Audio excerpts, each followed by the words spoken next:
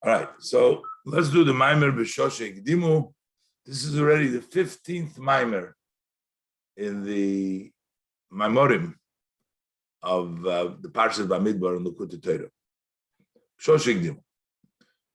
This is a very famous Gemara and a very famous Mamer, which has been discussed by the Rebbes throughout. בשעה שהקדימו. And it's all based on the Alter Rebbe's, Alter Rebbe started this all off, most of this Mamer. בשעה שהקדימו Yisrael nase lenishma. The Yidden, at the time that the Yidden introduced, they said Kol Asher Dibra Hashem Nase, and then they said Nishma will listen. So they said first we will do, and then we will listen. In other words, they didn't wait to hear what they're supposed to do, but the first they accepted, says we're ready to do whatever it is, and then they said we'll listen to what it is. So then Yotza Basko, there is a voice, a Baskel came out, V'omro. That Baskel said, Mi gilo lebonai ros zeh. Who revealed to my children this secret? The angels that serve Hashem, they use this secret, they use these names, they use this concept of doing first, we will do, and then we will listen. Where do we see it? Because the Pasuk says in Tilim, in Perek of Gimel, Pasuk Chav, it says like this, Baruch Hu Hashem Malochav. Let Hashem's angel bless him. Giboirei koyach, those who are powerful with strength. Oisa devorei, those who do what Hashem wants. Now it says like this: Oisa devorei, do. Then it says lishmoya b'kol devorei, to listen in his verse. So what does it say first? So first it says lishmoya. Bereish first says oisa devorei. And then lishmoya b'kol devorei. Bereisha oiseh, v'hodar lishmoya. So first there is they do what he says, and then they listen. So this is a secret of the Malachim. And when the Yidden said like that, the Eibishter sort of proclaimed, the Baskel sort of proclaimed, who told them this secret? This is what the angels they use. So to understand this idea, we have to understand first what is this Matan Torah. But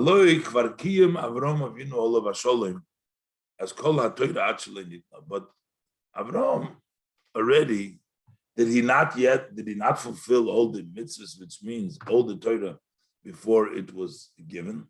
So in other words, Matan Torah wasn't a discovery that we found out about the Torah. The Torah was known before. Not only was it known, it says Avraham Avinu observed. So the pasuk says, "Vayishmer mishmarti mitzvosai chukoisai v'siroisai." Talks about four things: mishmarti, my guard; mitzvosai, that's the mitzvahs, the commandments; chukoisai is the statutes; v'terasi is my Torah; upora dalad dvorim. So he details here four things. So what is mishmarti, my guard? Elu mitzvos loisasa. Those are the mitzvahs that are prohibition. They guard you. Those are guards that you shall not do. And then mitzvah side, the second elu mitzvahs asay. Those are positive mitzvahs. But they already include all the loisasa and all the asay. What is v'chukoisai v'teirosai? Those are elu b'chinas pnimiyos shel mitzvahs asay. Those are the inner, he's not explaining, of the asay and the inner of the loisasay. That's the chukoisai v'teirosai. So, but basically it says that he kept all the mitzvahs and the loisasay and the inner meanings of them. That's all that Avraham already did. So the Torah wasn't something new, it wasn't a discovery. So what did Matan Torah do? But there's another pasuk that says, so the Yidden that came to Matan Torah as grandchildren, great-grandchildren from Avraham Avinu, they have Torah Yerushalayim Aviseya. So they had the Torah as an inheritance from their fathers, because from Avraham Avinu. So what was so special? What was the big deal that was accomplished with Matan Torah? V'gam lahavin inyan yeridas Hashem al Har Sinai b'koilus ubrokim b'aseres hadibros. Also to understand the concept, the idea. Hashem descended on Mount Sinai. There were voices, there were thunderings, the lightning and thundering, when Hashem said the 10 sayings. And then we say, B'kol dibur v'dibur, parcha nishmos. And every word that Hashem said, every of these sayings, of the 10 sayings, the soul expired, flew away. So you can think that they saw, they heard some fantastic or some great insight, that they were so excited, the soul left. What does it say? So what is it written in the 10 sayings? Lo tirtzach, don't murder. Lo tinaf, don't have prohibited relationship with married women. So those are standard. Those are very basic. Those are very simple. Why would the souls fly out? Shem dvarim pshutim shegam seichel anushim mechayvim. They are simple matters that even the human intellect would tell you that you have to behave in this way and not do all these things. Should murder, these are not things that you need a big chiddush. So why was there such a great excitement with the thunderings and the lightnings and everything with Aseres Hadibros? So we'll understand this all by introducing in the repetition of Torah, in the Chumash of Devarim, after the 10 sayings, the pasuk says, Ki yisholcha bincha mochar leimer. When in the future, the next day, your son will ask you, saying, Moha edus, what are these testimonies? V'amarta lebincha v'goymed, and you say to your son, and this is Vayitzaveinu Hashem lasis is kol hachukim ha'elo leyiras Hashem v'goymed. Hashem instructed us to do all these statutes so that we will fear Hashem, etc. Who Shailas ben Chacham, this question of Yisholcha bincha is the question of the Chacham son. This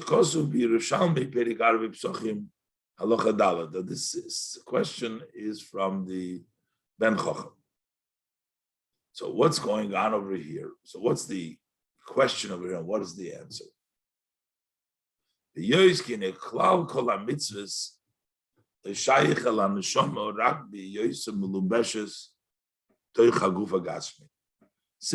the generally of all mitzvahs do not apply to the soul, only when it's dressed up within a physical body. Many bad things happen.